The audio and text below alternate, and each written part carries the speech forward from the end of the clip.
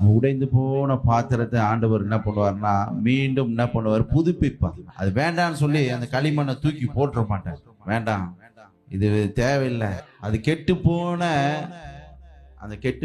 அந்த களிமண்ணா இருந்தாலும் ஆண்டவர் என்ன பண்ணுவார், மீண்டும் புதிதான ஒரு பாத்திரமா, ஒரு அழகான பாத்திரமா, ஒரு ஒரு பிசுறு இல்லாம.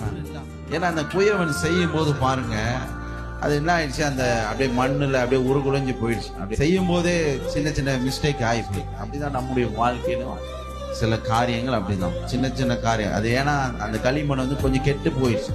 அப்ப என்ன பண்ணுவாங்கன்னா, கொஞ்சம் நல்ல களிமண்ணை கொண்டு வந்து, அல்லேலூயா, உங்களுக்குள்ள இல்லாத நல்ல கிருபைகளை அல்லேலூயா கொஞ்சம் கூட கூட்டி கொடுத்து, ஆமென், இந்த நல்ல கிருபைகளை கூட்டி போட்டு, ஆமென், அதையெல்லாம் சேர்த்து ஒரு புதிய மண்பாண்டமாக ஆண்டவர் உங்களை வடிவமைக்க, ஒரு புதுப்பிக்கப்பட்ட ஒரு பாத்திரமாக வடிவமைக்க ஆண்டவர்